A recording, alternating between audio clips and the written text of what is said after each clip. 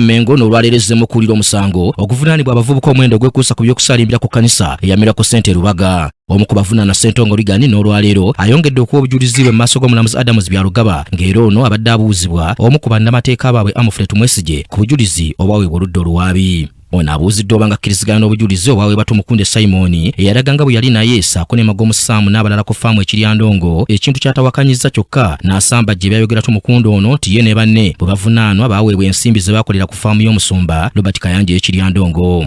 Ono mu ngeri y'emu abakanyizza obujulizi obwaweebwa omusumba Robert Kayanja wa Miracle Center Lubaga nti mu kugenda ku kkanisa ye yali kifeesi n'agamba nti yetabeerangako ku luguudo nga bwe kyalagibwa era nti alina famire nti kyokka baali balagibwa okwogera bwe batyo basobole nti okufuna obuyambi. Onera mu ngeri y'emu abakanyizza n'obujulizi obulala obwaweebwa nti yayingizibwa mu by'okwerinda by'ekkanisa ya Miracle Center okukwata abasazi b'ensawo n'abanyakula obusawo n'agamba nti ye yali mukuumi wa musumba Robert Kayanja yennyini. Ssentongo era ayongedde okukakasa nga bwe yali omukozi w'omusumba Robert Kayanja bw'atyo n'awakanya ekyokubavunaana nti yali ne banne basalimbira ku kkanisa ey'omusumba ono. Ono abakanyizza obujulizi bwa Fred Kisitu bwe yategeeza kkooti nti abavubuka bano yabasindikiranga ensimbi n'agamba nti newankubadde nga Kisitu yali ku kakiiko ak'ebyensimbi yali tamanyi buli muntu ensimbi zaafuna era ng'ono byalumiriza ne banne nti babavuganga olupanka buli omu nti yagendangayo ku lulwe.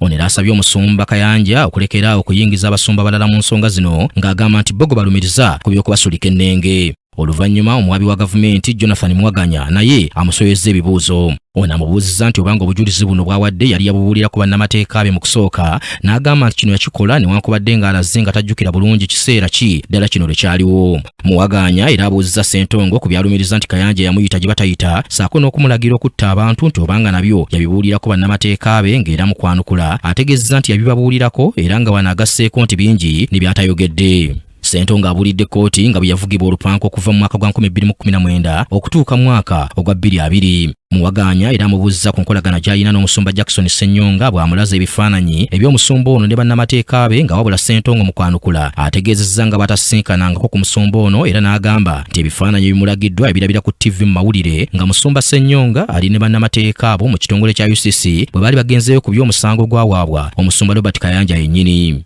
Mwaganya era azannya akatambi mu kkooti nga omusumba Jackson Ssenyonga agamba nga bwe waliwo abavubuka bamutuukirira nga bagamba nti baasiyagibwa era nga wanaabuuzizza Ssentongo oba ali omu ku bavubuka ababoogerwako wabula ye n'addamu nti nedda. Mwaganya era atuuse n'okubuuziza Ssentongo enkolagana gy'alina n'omusumba David Kiganda ng'era wanaamubuuzizza ku mwanda Jamiru Gwayise omuyambi w'omusumba Kiganda. Ssentongo ategeezezza nti talina nkolagana yonna n'omusumba Kiganda era nti tamusisinkanangako wadde okubeera n'ennamba ye y'essimu era nti n'oyo Gwayise omuyambi we tamumanyi. Ssentongo era ategeezezza kkooti nti talina nkolagana yonna n'abasumba okuli Martin Sempa, Male Solomon na Rosias Bujingo. Ssentongo era asambazze eby'okwogerezeganya n'abasumba abo ebiragibwa mu kannabbubi nga wanaategeezezza nti ye tayogerangako nabo. Ssentongo abuuziddwa ku bujulizi bwe yawa nti Mwaganya yagenda mu kkomera Luzira n'omuntu omulala okumusisinkana n'ayongera okukakasa kkooti nga kino bwe kiri ekituufu. Wano omuwabi wa gavumenti Jonathan Mwaganya asabye kkooti okuyisa ekiragiro eri OC w'ekkomera erya Maction Bay ne OC owa Kampala Remand okunoonyereza ku biwandiiko byabwe okuzuula obanga ddala kituufu yali agenzeeko okulaba Ssentongo Ligani era nga kkooti kino ekiyisizza.